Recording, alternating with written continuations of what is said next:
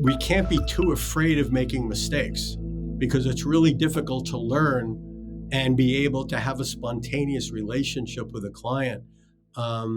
It's difficult if we're too hung up. We've got to be able to be somewhat relaxed and be ourselves and make mistakes and apologize and learn more.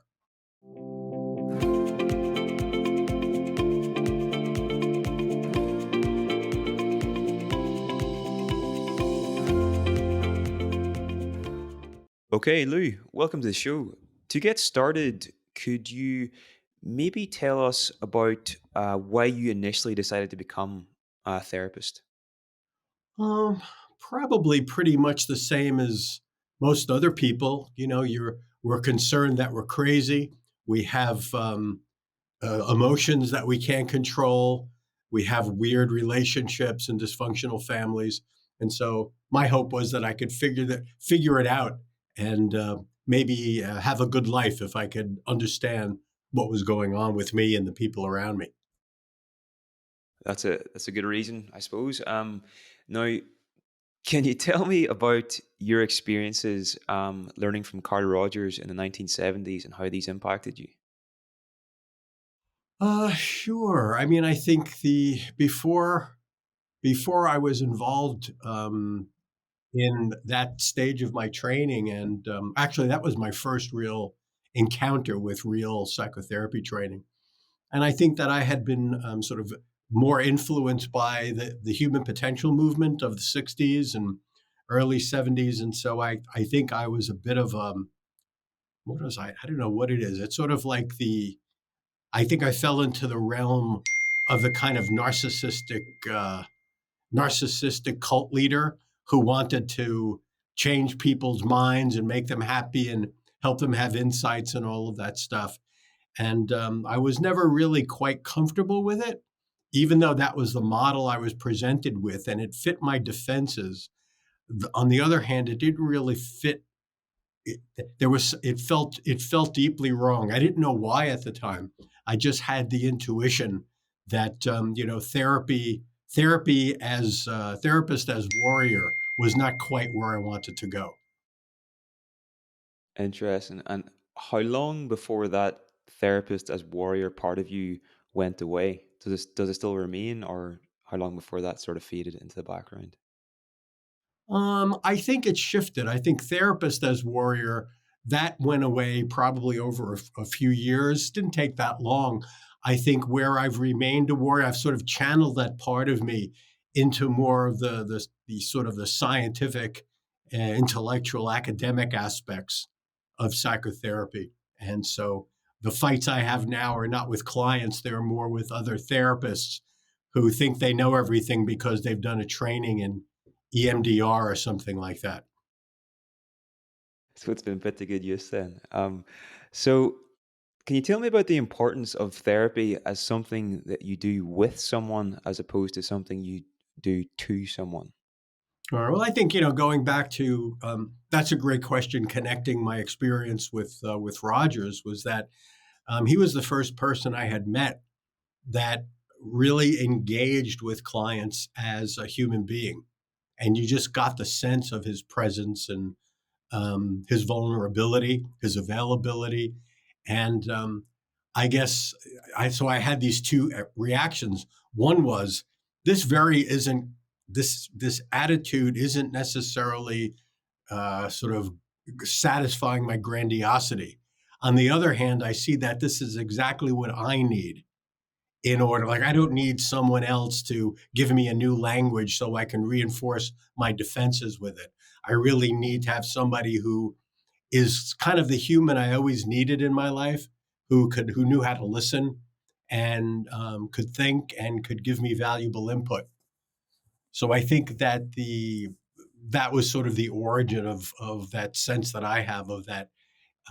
Every therapeutic relationship being kind of an experiment of nature, and the therapist and the client get together and discover who they are in that relationship.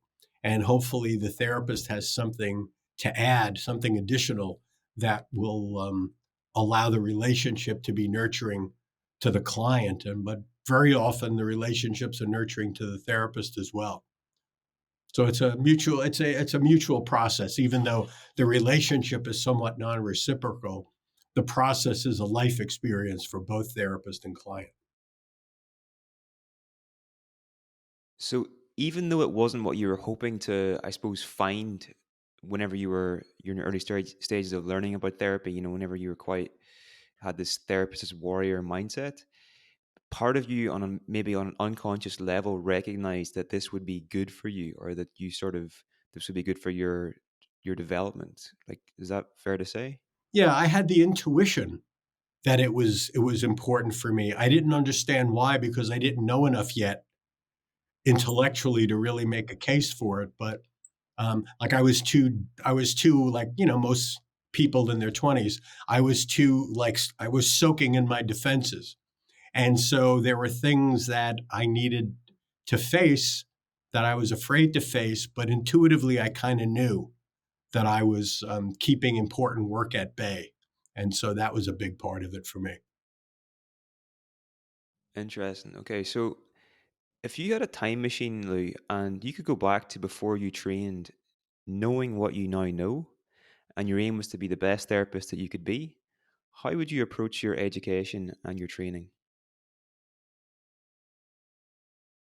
Probably if I had the resources, didn't have many. I didn't have much financial resources when I started all of this, but I would think that if I did, what I would have wanted to do would have been to spend a few years in therapy before I even started training to kind of disambiguate the part of me that needed therapy and the part of me that wanted to do therapy. You know, so I think that's the only thing that I would have trained. Other than that, I've been pretty happy with my training. I mean, what I've done, my strategy has always been to take on the most difficult challenges I could because I didn't want to be insecure about my training, right?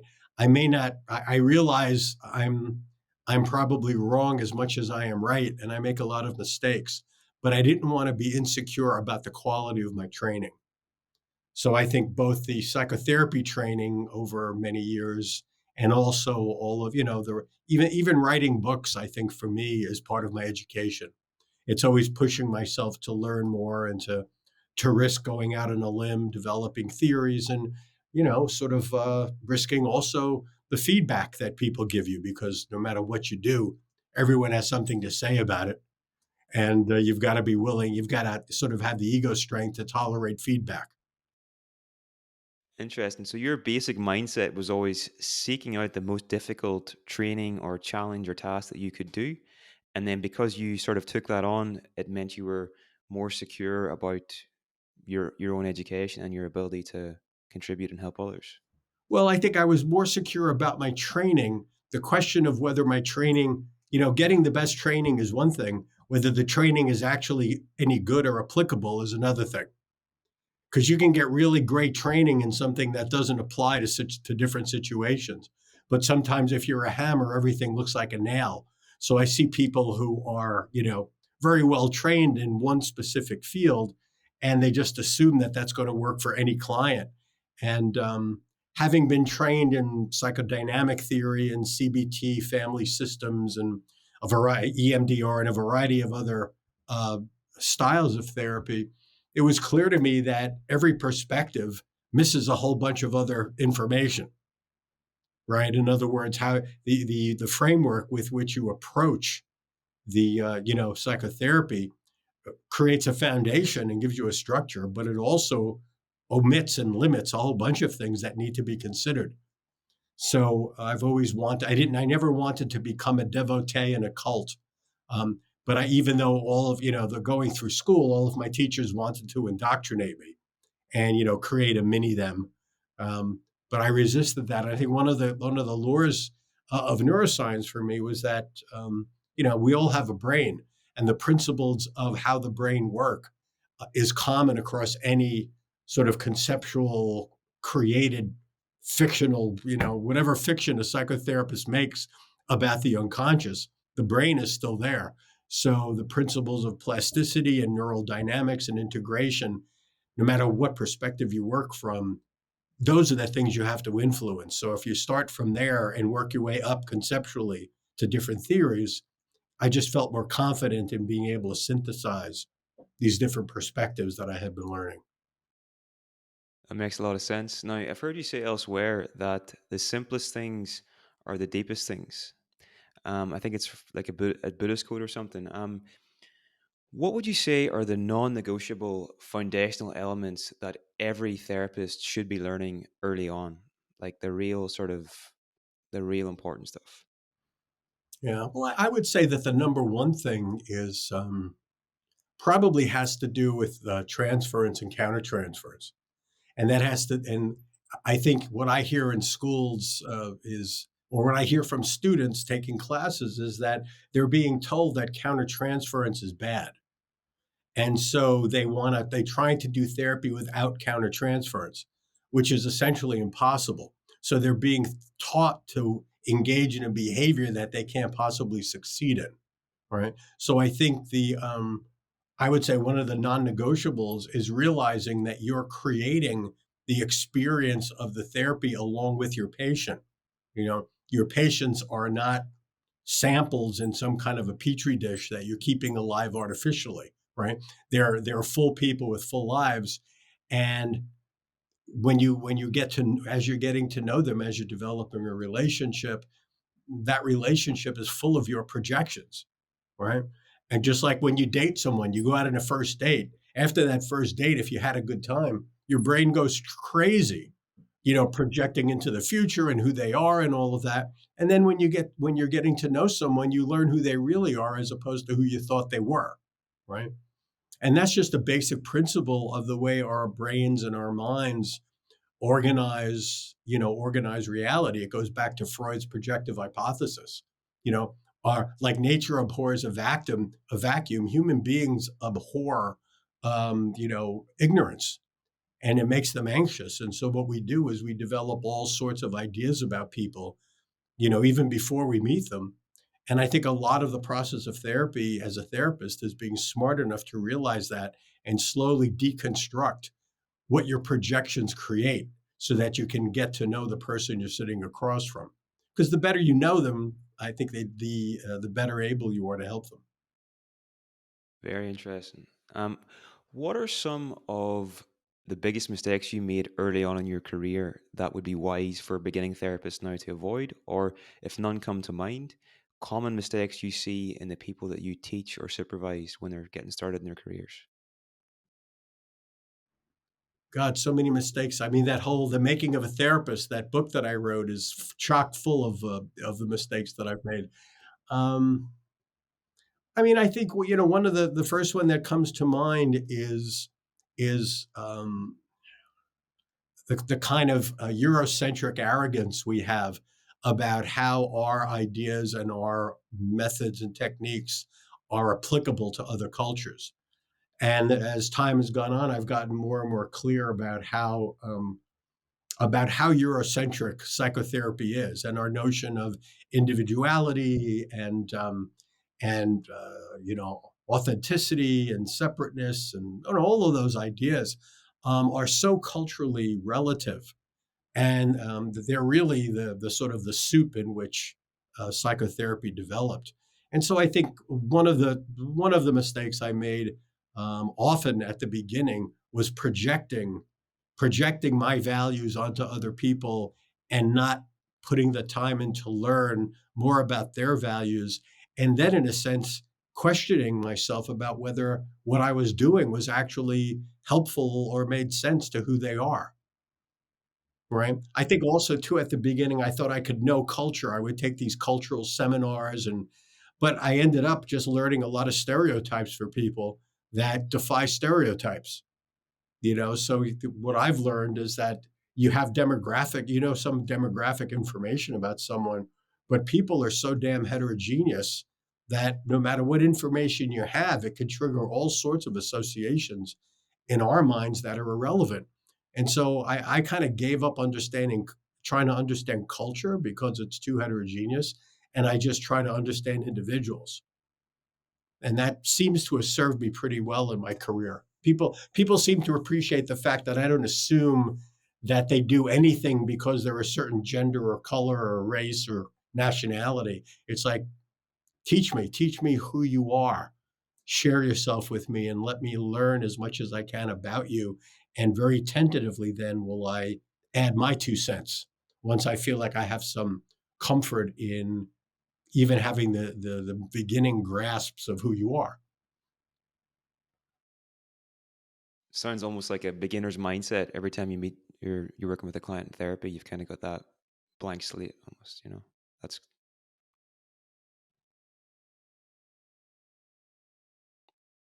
I can't see that.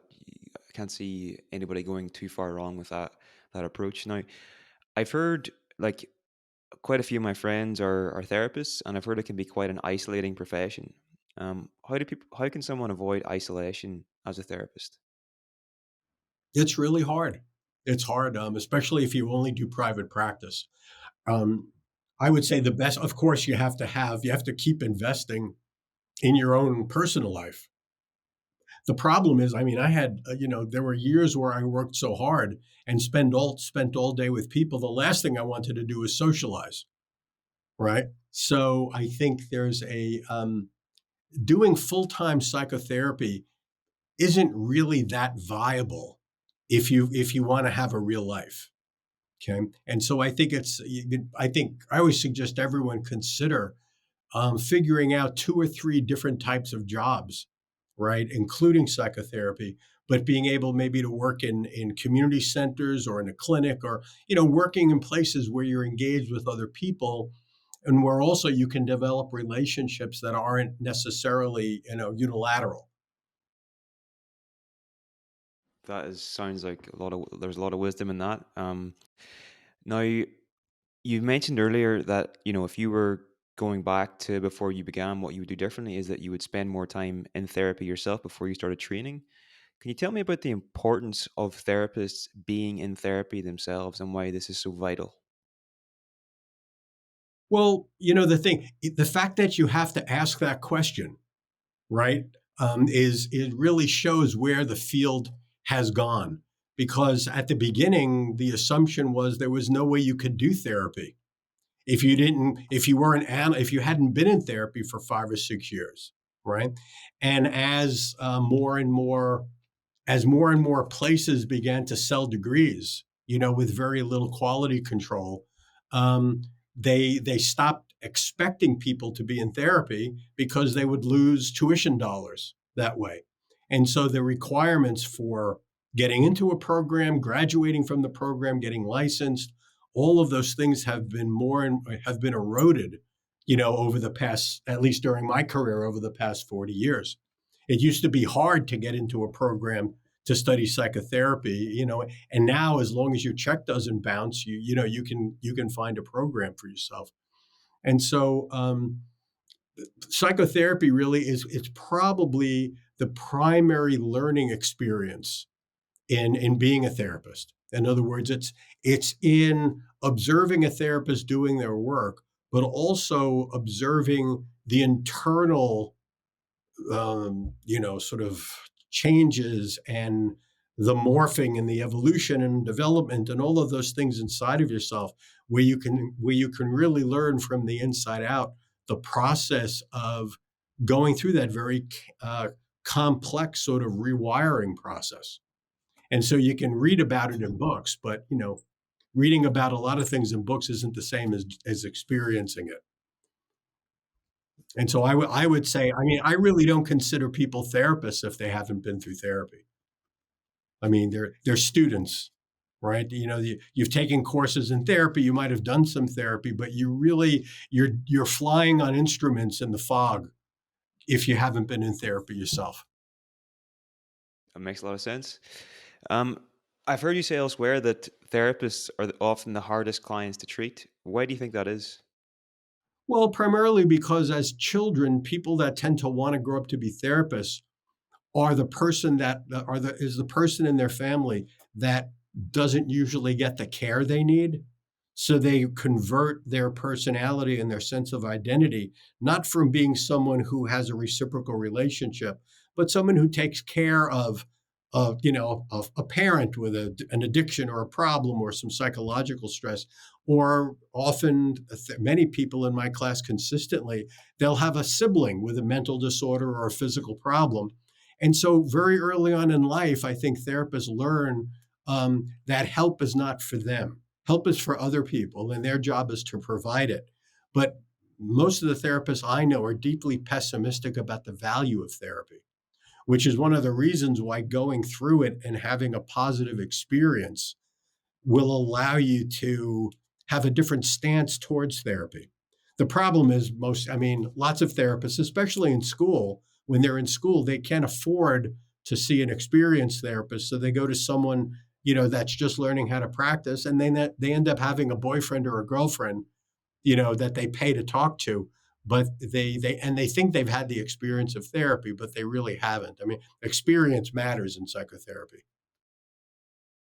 Interesting. Um, so I want to talk now about the value of ignorance and confusion in therapy. How can confusion be useful in therapy? Well, the you probably have had this experience yourself. People with a lot of certainty generally are not that well either educated or not that intelligent, right? The more you know, the more confused you get.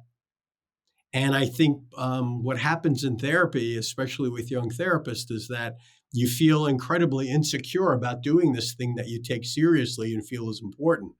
And so you're never told it's okay to be confused or not know what you're doing. You're sort of expected to be an expert from the beginning, having never done it before, right? And so what people do is they kind of develop a false therapist personality, right? That makes them feel or look superficially deep, but it also makes them deeply superficial because they can't go very far off that platform that they've sort of imagined for themselves. That makes sense. And now you talk in the book about being a good enough therapist, sort of tied with Winnicott's notion of a good enough mother. What does that mean in this context? Well, I think it means that we are we can't be we can't be too afraid of making mistakes because it's really difficult to learn and be able to have a spontaneous relationship with a client. It's difficult if we're too hung up. We've got to be able to be somewhat relaxed and be ourselves and make mistakes and apologize and learn more. But I think what a lot of people do is they kind of hold back because they don't want to say the wrong thing. And a lot of times we only know what the wrong thing we know the wrong things to say, but we don't know what the right things are to say, so we keep quiet. And that's a better approach other than saying stupid things, but also that has to be balanced with a kind of freedom and relaxation, and openness to being curious or confused. Or when a client asks you a question, say, "That's a great question. I couldn't begin." And Rogers used to do all this all the time. People would ask him, "What should I do?" And he said, "I wouldn't even begin to imagine I'd know the answer to that question." Right? What I'm willing to do is be here with you and try to figure it out together. But that answer for this is going to come from you, not from me. Right. So it's that kind of, I guess it's like humility, modesty, openness, and not having to be the expert. I hate experts. I really value whenever someone just says, like, I don't know. Like, I actually find this quite rare. I used to have a friend, and no matter what the question was, if he had no idea what he was talking about, he would give a big, elaborate explanation of whatever the thing was. And it was just like, man, just you don't know. It's okay. You know? Um, what's the, what's the biggest thing you've changed your mind on over the years in this field? Like, anything you've had a major sort of change of direction in in your work? Yeah, I don't know how much, I don't know if it's a sort of a professional issue. It was more of a personal issue. I think, as a kid, I spent a lot of time on my own, a lot of time reading, a lot of time introspecting and just thinking about life and thinking about other people and the universe and the like. And so when I grew up, I kind of thought that everybody did that, like that everybody was reflective and had an inner world and a sense of who they were separate from the external environment. And it probably took me well into my 30s and maybe even longer to realize that I'm interacting with quite a number of people that have no sense of an inner world, right? They have no clue about themselves as separate from the environment.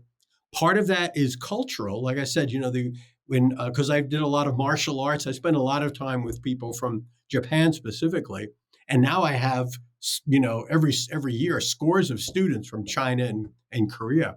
So I'm learning more about the differences across culture in sort of in the individual versus communal perspective and how that shapes our psyche. But even in the West, just limiting ourselves to people, sort of Europe, America, Australia, the kind of places where we've got a similar perspectives despite different cultures. I'm just always surprised to see that that's optional.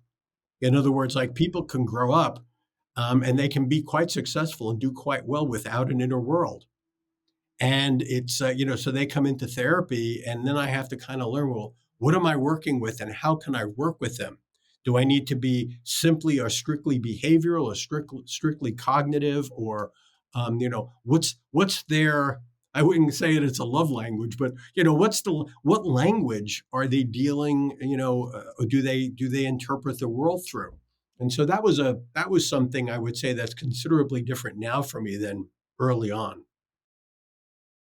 That's really interesting, and I can see that that could save a lot of going down a lot of blind alleys in therapy if you know the basic language or the basic frameworks through which somebody looks at the world. If you figure that out early on, then you can speak to them in that language, and you're far more likely to get through as opposed to speaking something that they don't really understand. Yeah. I think I again, assumptions and projection. I kind of I didn't do this because of I don't think it was hubris. I think it really was a general assumption that I wasn't very different from other people. So if I saw the world in a certain way or had a certain way of dealing with things, that of course other people could do it. I didn't think I was special in that way, but it was learning not only how I'm special, but how everyone is special and how everyone constructs their identity and their relationship with the world, other people, the physical planet, all of those things. People construct quite different realities for themselves, and just learning what those realities are is it's fascinating in and of itself. But it certainly does give you leverage as a therapist. For sure. Now, I'm reading your book on Kindle, and one of the most highlighted passages, just going to read this out for you here. Your goal is not to be right, it is to help your client move in the direction of psychological health. Being right is far less important than being caring, empathic, and available. So, can you expand on the importance of just letting go of this need that we all seem to have about being right, whether it's in relationships or therapy or whatever? It's a real challenge. I think we go through school and we have tests and we get right answers and wrong answers. You know, we compete with each other for being correct or being smarter and all of this stuff. The whole world seems to be set up that way. But when you're dealing with a client who has their own defenses and needs, and they're at a certain place in their development, all of those different things, you might have high probability of being correct when you say something to a client. But if they don't understand it or they can't hear it or they're not ready to get it, and one of the things I did at the beginning of my career was I would sort of like get on a tear and like try to talk the client, into what I was saying. If you knew this, your life would be a lot better. And so I think I've backed off a lot from that. And if I present something that a client doesn't accept or doesn't understand, well, it's like, okay, let's move on. It doesn't mean I'm not right, but it doesn't mean I am right. It doesn't mean anything. It's just it's that experiment of that particular day to see what was going on. And I've had clients who, I'll say something, it's completely rejected. 3 or 4 weeks later, they come in and it's their idea, right? They came up with it, right? So for some people, they really can't accept input from other people, especially if they grew up in families where people really didn't have their best interest at heart. So they have to protect themselves from input from others. right? So sometimes clients won't give me the satisfaction of ever telling me that I've told them anything correct. But I notice over time, they take it, they plagiarize it, they reword it, they express it as their own. And that's fine with me, right? That's fine. But at the beginning, I think I wanted more credit. I want credit for this, damn it. It reminds me, actually, I remember reading Steve Jobs' biography by Walter Isaacson like years ago, and what would always happen with him is somebody in the company would come to him with a like an idea for a new product or some innovation, and he would just say, "That is the stupidest thing I've ever heard. Like, get out of my sight." Yep. And then like 2 months later, he would run in somewhere and say, "I've got this great idea," and it would be the exact same idea that somebody else brought to him, but he had just found a way to you know, Yeah. and was probably unconscious of it too. Yeah. Yeah. Well, I mean, talk about ego. He had one. For sure. For sure. Um, Now, as well, a big part of your book is about this idea of making good mistakes. So, what does this mean? And there's a time, an example you give in the book. I'm not sure if you remember this or not, because I know you read the book quite a while ago. But you talk about um, witnessing a very horrific car accident, and this then you went into do therapy after, and this had it really impacted the session. And but then you managed to turn it into a good mistake. So maybe if you could tell us about what happened there and Yeah. how this all links in. Yeah, I mean, I think I had this experience of being right next to a few people being killed, and it was really shocking and very disorienting. And my usual, my standard, um, my standard approach to sort of survival, coming down from my two construction working, my father and my grandfather, was move on, pull up your big boy pants and move on. And so I went and I was working that night with a particularly difficult client. And it was only after the session that was really that I was quite off during that session and not sensitive at all enough to his very fragile ego and he was a Hollywood type. So you have to be careful with these successful Hollywood people. And so it was clear to me. It wasn't clear to me until after the session. It was like, holy shit! I was so preoccupied and so aroused from what had happened earlier in the day, and just sort of repressed it or made believe it wasn't a problem, and just sort of realized that, went through it, and ended up calling him and apologizing and saying, "Listen, I did a really dumb thing. I should have called off the session." Because if I was aware of what was going on with me, I would have just, I don't know, called friends, gone to a bar, taken the day off. I don't know, whatever you do when you're like too upset to work. But I wasn't smart enough to do that on that day, right? So I apologized. I didn't charge him for the session. I mean, not that that means very much, but it was just a gesture to say, here, you did not get your money's worth during the session. Plus, you got some negative stuff from me, and I'm sorry about that. And I think what that did, and he was someone who had a very authoritarian father who never apologized for anything.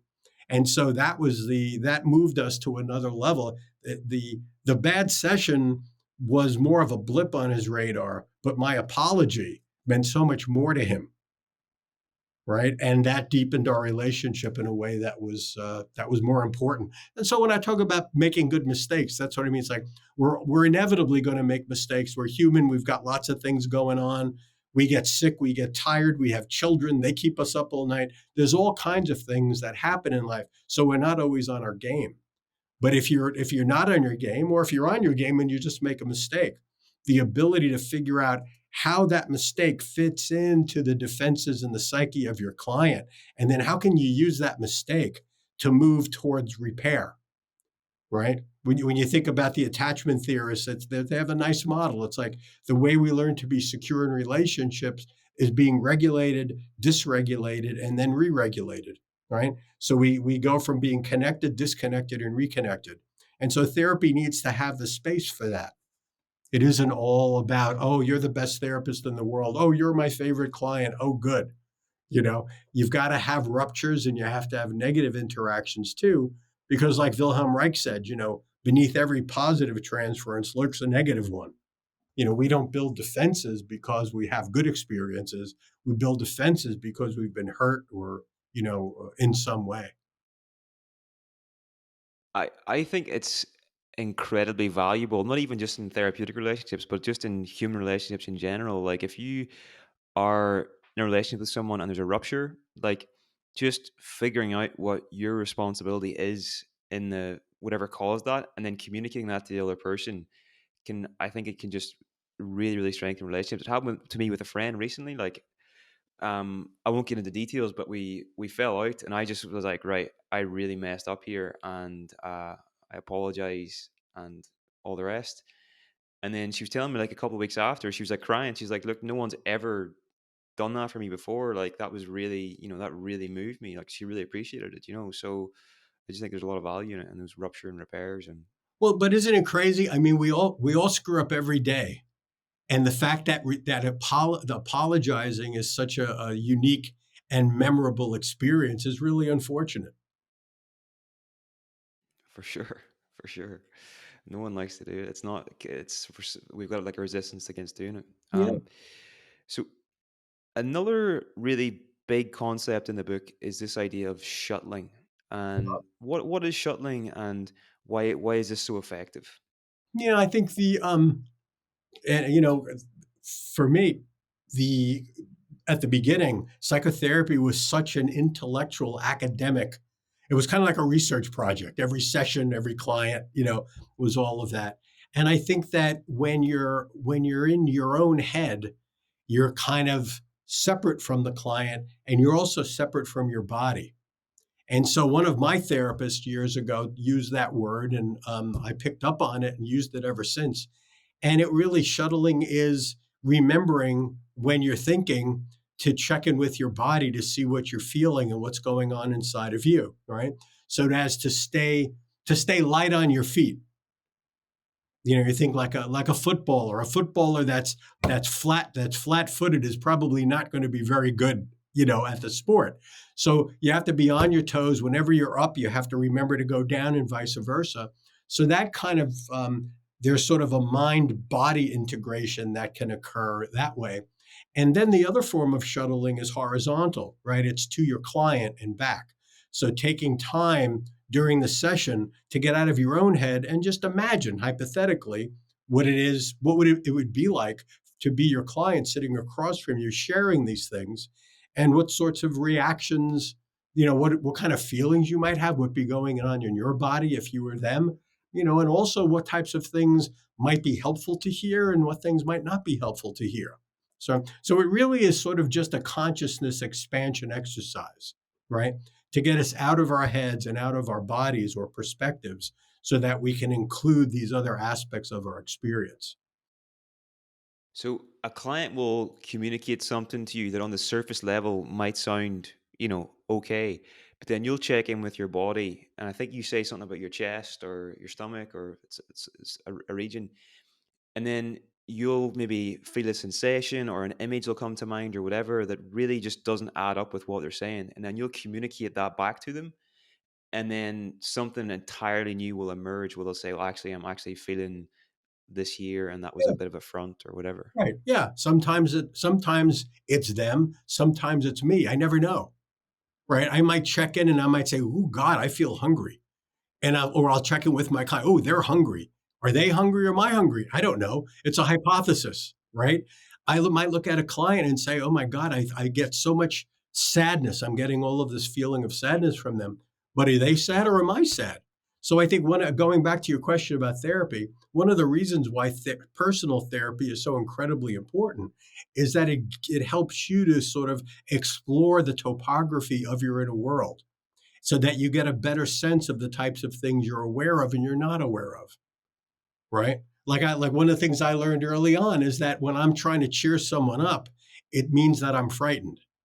Because when I was a kid, my mother was depressed and that used to scare me. And I would try to do all sorts of things to, get her active and moving, even if it was to chase after me to, throw something at me because I would curse or say something. But it wasn't because I wanted to do that. It was because I needed her to be activated so I could feel safer. right? And so in the process of my own therapy, I learned, okay, if I'm sitting across from someone that's depressed, what that activates in me, especially if they're a younger woman around the age my mother was at that time, it creates fear in me, right? And I don't want to treat my client from the perspective of my being afraid. I'm going to treat my client from the perspective of empathy about their depression. So I need to be the adult and not the frightened child. And if you're not aware of those sorts of, those paintings that hang on the wall inside of your head, you'll just go for it. You'll assume that what you're creating is about your client, as opposed to being about you. How do you know? How do you tell what you should communicate and maybe what you should hold back on? Is it just something you learn over time? Like, how do you figure that out yourself? I mean, I think it's a lot of it is trial and error, because usually every couple of weeks, I'll feel spontaneously like I should say something that comes to mind, and I take a step. I think about it, right, and I go through sort of the algorithm in my head. It's like, what are the contraindications of this, right? So I try never to blurt anything out, especially if it's a little bit risky or edgy, and that's it. And then it's just trial and error learning. And then you got to be willing to apologize for those things too, if they're wrong. For sure. Yeah. We had a talk from a guy in the UK called Jeremy Holmes. He's publishes a lot on attachment and psychotherapy. And one of the things he talks about here is that whenever a therapist does this, whenever they communicate, like say the client says something to them that brings up an image for them, and then you just freely communicate what that brings up for you, it almost is like the therapist sort of serves as a model for that the client can then see, okay, so they're just communicating what's happening in their inner experience, and then the client then benefits from that as well because it leads to them sort of practicing a similar thing. Do you think that happens too, or what are your thoughts on that? Well, I mean, it's possible. I mean, with any given thing you're sharing, it could be about your client, it could be about you. If it's about you, it doesn't mean your client can't learn from it. You know what I'm saying? So it's really, I don't really, there are very few rules that I follow anymore. You know what I mean? I follow rules related to boundary and finances and those sorts of things. But when it comes to the actual, like what would be helpful to someone, I've been able to help people in ways that would have never been taught in school. Yet they were incredibly successful in therapy. And so, and vice versa. I've done things with people that I was taught to do that were horrible. And so it's really just a matter of trial and error learning. And um, I guess what we call intuition is probably just the accumulated memory of a variety of experiences that hopefully allow us to have a higher probability of success. We may not be aware of why we're choosing to do something, but still it can work more with more experience. Yeah, yeah, definitely. Now, you give a really good metaphor in the book about being tied to the mast. So, can you maybe tell us about this metaphor and its relevance for therapy? And I'll just read a quote here. Clients come with well practiced relational patterns and will tempt you into playing a role in their drama. So, how can this tying to the mast thing help with that? Yeah, yeah. Well, for example, there are clients that are raised to be dependent, and they'll do everything to get you to take care of them, to like take in and be responsible for them.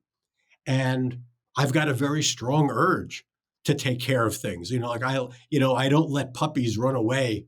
If they don't have a tag on, I've got to do something about it. You know what I'm saying?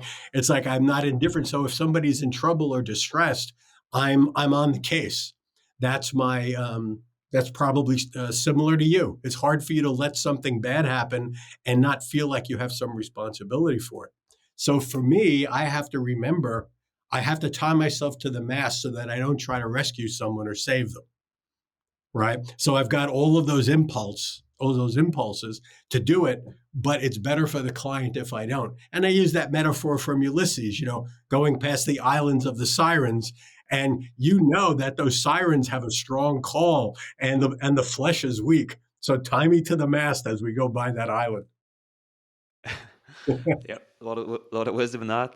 Mhm. Can you tell can you tell me about the paradox of client resistance in therapy, and why is like learning to work with and work through it so important? Yeah, well, I mean, the from my perspective, the thing that differentiates therapy primarily from friendship, right? The primary difference is that pretty much your friends, for the most part, accept your act. Like the deal in relationship is you don't call me on my act, and I won't call you on your act, and we'll just have a good time together. We'll hang out, right? But in therapy, you come because your life isn't working in some way. And it's usually not working in some way because you've got a habit pattern that is, sort of dysfunctional. You have a set of beliefs that you have that you hold on to that don't work for you. A whole variety of things. And so I think the important thing is being to realize that the resistance that someone has in therapy, that's really where the gold is in therapy, right? The difference between a therapist and a buddy is that the therapist is focused on resistance and trained to deal with it, right? So we look at, whatever we're dealing with, it's not just the words that our client is saying that we need to attend to. It's also their manner of being, the way they live their lives, the way they have their relationship with us, right? And so you'll see that the clients will say they understand something, but then the next sentence, they'll say something that contradicts that understanding. So these old ways of protecting ourselves and regulating our anxiety are woven into thousands of different behaviors and thoughts and feelings and all of that. And it's working with that resistance that really gives a client more information about themselves. If you're not doing that, you're doing counseling.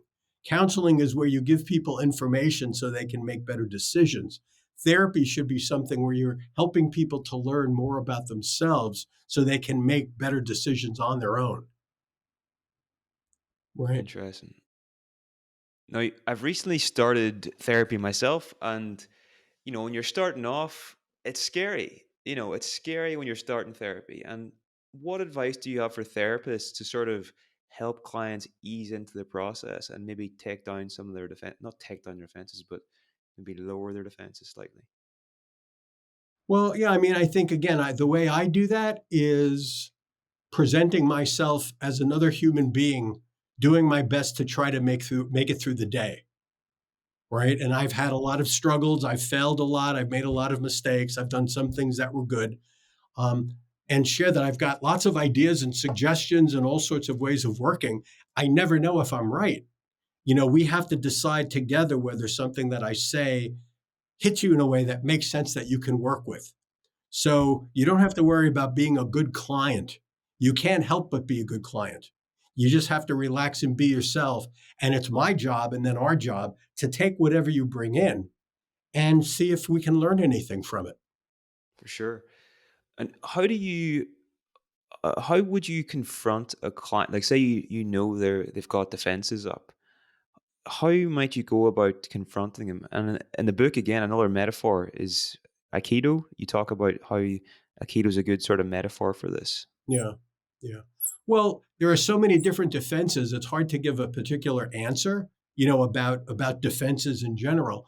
But the thing that I can say that's a more general principle that works probably the majority of the time is to never meet their resistance with your resistance, right?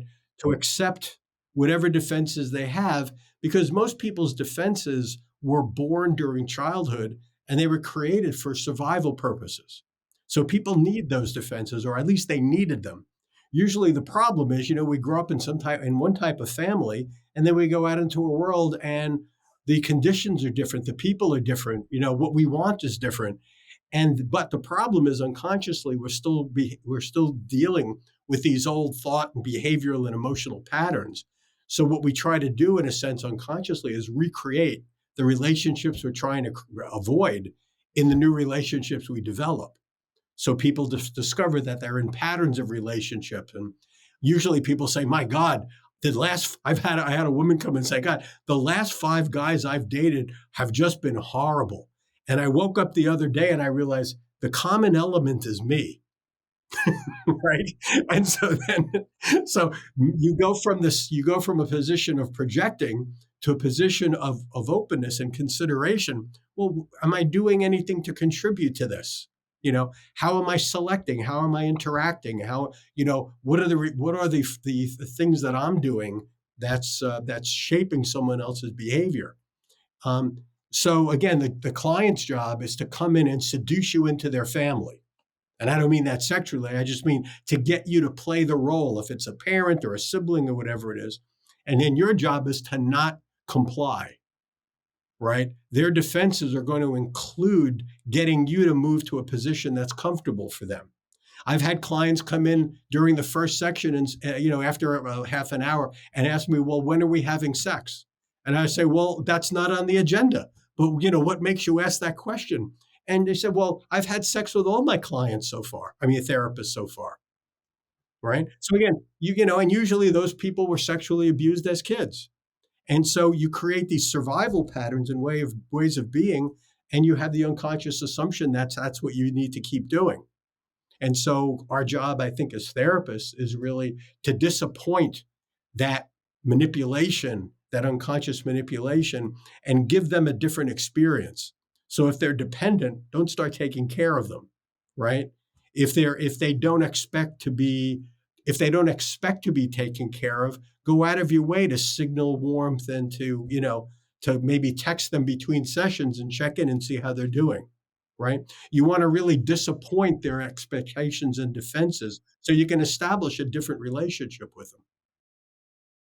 For sure, for sure. Now you've got a whole section on the book on sexual attraction in therapy, and this is a very important subject because if it's not taken seriously, people could ruin lives, ruin careers, etc., etc. So, what are your um, thoughts there on how to navigate this in therapeutic practice? Well, I think the probably the first principle is don't think you're above being sexually attracted to a client, and don't think that a client is not going to be sexually attractive to you. In other words, make that conscious, bring that into your supervision, bring that into your therapy, be honest with yourself, right? And there are going to be times in your life when you're hurt, you're lonely, you're exhausted, and you have a client in your office that you look forward to seeing, that you start fantasizing about, whatever, right? The important thing is, when you feel that happening, you're not going to be able to handle it necessarily by yourself. So you have to have the courage to call a friend and say, help, you know, talk to me, talk through this. Like I need to be reminded that this regression that I'm going through is not real. It's not part of my job, and it's not something that's good for either of us. So please, and if I can't talk myself out of it, come over, throw me in the trunk of your car, and wait till the client forgets about me before you let me out. Right. But I think Yeah, that's the problem is thinking we're above these things, right? We've got to realize that we're always vulnerable. In fact, the person that lost their license when I was in graduate school was the ethics teacher. So none of us are above it, you know. None of us above the law of human attraction. you hear lots of stories about spiritual gurus and all the rest, yogis like abusing their power because they probably get to a stage to think I'm above Yeah, these sort of temptations, yeah. and then that's when you're most vulnerable. Yeah. Sure. So Ministers, priests, right, with altar boys and with parishioners, and then you've got all sorts of people that maybe not sexual, but it might be physical abuse or emotional abuse. None of us are above that sadistic, narcissistic part of ourselves. We all have it. For some of us, it's buried far deeper than for others. But you have to just acknowledge that you're a full human being with all of these things, and if you deny it, you're much more vulnerable to it. for sure, for sure. Yeah. Now you mentioned earlier about regression. I was shocked in the book. You gave an example of you actually were in a therapy session and you experienced regression, and then you went to your car after and you forgot how to drive. Yeah. Yeah. So this is a powerful, powerful phenomenon. Can you maybe tell us a bit more like about how this works, regression, like what's actually happening there? Well, I think, it's not really that occult. I think it's the activation of old powerful memories, right? And like, for example, when I was in EMDR, I was working on some memory from my childhood, and the memory was, it was like a dream I had repetitively. But when I walked into the house, there was this mirror that you would look into. There was like a little thing with a mirror and, whatever, some fake flowers, that whole thing that people set up. And in this experience during ER, I walked in the house and I realized I couldn't see the mirror. But when I looked up, it was there. So I went into this memory much shorter than I had going back into that memory before. So I wasn't an adult thinking about it. I was actually experiencing it from the childhood perspective, right? So regression basically is the activation of early memories, and they're most helpful when they have to do with something that you've consciously repressed or forgotten, or something that was traumatic for you. Wow. Okay. Yeah. Well, Lou, I think we'll wrap up there. I know you've got a client now on the hour, so I'll let you go. But it's been an absolute pleasure to reconnect with you and learn from you again. Where can people learn more about your work? Where can people get your books? Like, where should people go after this conversation? Yeah, I mean, I've got about a dozen different books on. You can get them all on Amazon. I suspect Amazon's available just about everywhere now, and so you've got that. I also have a website called Lou Cozolino. Oh, drloucozolino.com. No periods in there, and you can see different pieces of my writing partners, a couple of colleagues that have built that website with me and who contribute as well. We're currently working on a book on executive functioning, which has been really interesting. And so that should be out sometime late next year or early 25. So yeah, I just keep rolling forward. And if any of you, if you want to get in touch with me, you can contact me through the website.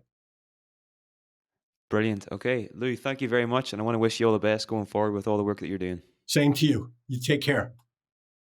Thank you for listening, and I hope you enjoyed the show. If you'd like to hear the full version, you can do so with the Weekend University Premium membership. This gets you access to our mastered library of over 5 years of psychology conferences, including over 230 talks and interviews with the world's leading psychologists, professors, and authors, unlimited CPD certification, transcripts, quizzes, premium passes for our annual conference, online courses with Richard Schwartz and Deb Dana, and more. The cost is £97 for 1 year, which breaks down at around 27p per day. The best bit is you can try it out for 30 days completely risk-free, as all orders come with a 100% money-back guarantee. If you're interested, please go to twmembers.com for more information.